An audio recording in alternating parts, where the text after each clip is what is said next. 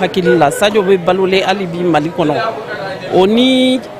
Sadio mata Sadio ka hakilnaw lakana sirafe olube yanno nunu cheba o ka Mamadou Konaté la ka jigi Wensen Kulibali nuna ka jigi Modibo Keita nuna nu toɲɔgɔnw fo kana se bibi na président Assimi Goïta ma ana jɛɲɔgɔnw olu bɛɛ bɛ nin sira kelen de kan a bɛ komi u taara u denw nana u mɔdenw nana ka baara min daminɛna k'o tɔ lase k'o tɔ lakile an b'o tile de kɔnɔ bi an bɛ dugawu k'a ye a n'a a tɔɲɔgɔnw bɛɛ ani an faw n'an baw bɛɛ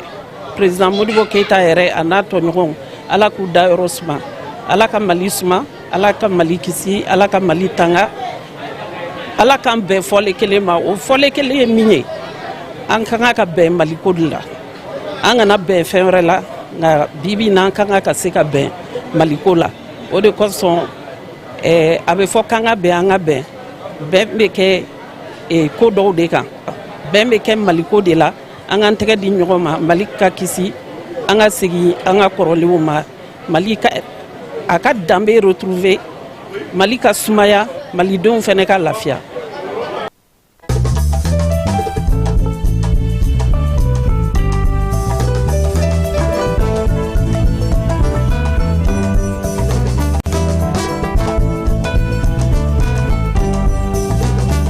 Faraka Musa Alassane Diallo jago ministri ani mamunu nga bara beno no buru dlama ni alkama senema nga jamana kono anulu nywanyi alkama bisega na tugomina kalaboli ka nga jamana kono maten wati na angana gele soro ko minye ko ga dabela jile tulo ga koni wati ngonna minye buru songo yefenna na faraka laidu taraka di muru alibina na to asongo korola APDP ale jere kerengerenenge jere kerengene mi no chuna no e balaga chunye o kara o ka jabala la kunungo bara imbe talike munasa fo ma sako session extraordinaire falai mi APDP bara nganga tatle duru konna na session kene ka sa haglina ba munumbe ula anu ye bara ba mununga ni la kolosi de mununga mawto ko la sekelaw ye caméra de surveillance ani bara garo ba munumbe ko pumabna na talikola tle duru mbara kunjella sauna la yinige ka se mawma mamunumbe nulu kanu ka srabla ani ka feresigi mawbse ka famna ka chomina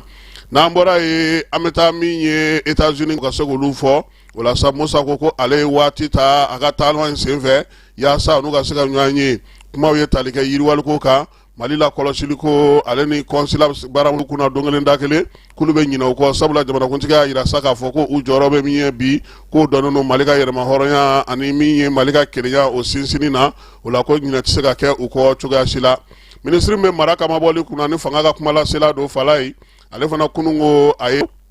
ale konna na sa lakana kota na srawfe bara mu me Mali ni irisini nyanche yelema bamu nga ke anika folita nin taganya si ministre ma asugandile nga ke marab ministre ye kuma uye talike mina sa oye ka ira saka fo uba fega irisila ka ka seko ni dongo so belebele wa do daele Mali kono ya anika fere fana tigasa mamu be nulu fega irisika yere donga dongo la kare lu seko yere solo togo mina mi nye centre culturel maison culturelle ni ko no fana sigi igor gron go ya ira saka fo ko jamana la kana ko fana foga wale nymando ale ko fesa mi nye suisse ka ka mami be no sigi no ya ko bureau de coopération na sabla luga la sigidenta en fait ha o fana ni ministre nyanyi kun fola munu be sa no ba fama ko kiti yolu dawdi dokotoro so mi be no be katika o fe polyclinique mi be surasu togola u ye dodu lu fana ma mi o ka demenye atara fara surasu rani jamana de on tafka ya sa bara saka telia chogomina ko fana ku ga feno be ba fama ko seti nye furakale mina chama nye u yo dentandi Gabriel Touré ka dentandi projet denduru di Gabriel Touré ka denduru di projet ka fana ma abela jele kelengelen ko nana minawne be minam saka furale gele ka jona ani ka saka bara ka jona mi ye sey seri akoko ale ka demen fana sara gawo dokotoro suma tajikota na srafe motika fana fe uye demen ta ganyensi mawma kene la mamunu be nulu nganga opere mi ye liu ye fana uye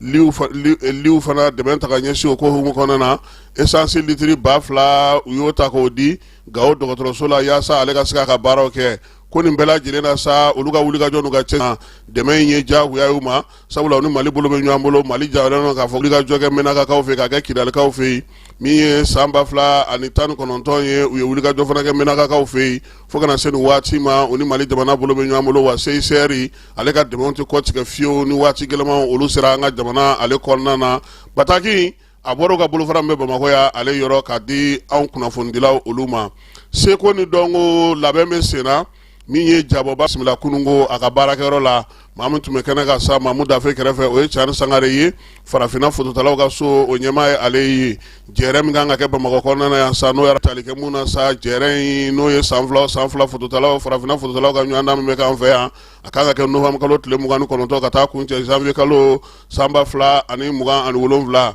Mamu Dafe sa majɛ minnu bɛ baara la a y'olu f'u ɲɛna foto minnu taara ani foto minnu kan ka kɛ ani welewelemada min kɛra bi yaasa ka se ka baara sigi sen kan a yi nana kɛ refabulation ye kɛrɛnkɛrɛnnenya la ka se ka foto ɲɛnamaw sɔrɔ minnu bɛ tali kɛ an ka taabolo n'an ka waati olu cogoya la Bamakɔ a n'a bolofaraw bɛɛ lajɛlen kɔnɔna na k'a daminɛ novembre kalo nata in ale hukumu kɔnɔna don fala hijita la an bɛ taa hijita kɛnɛ kan Madinakaw fɛ yen fɔlɔ min ye bato min kɛra baara min kɛra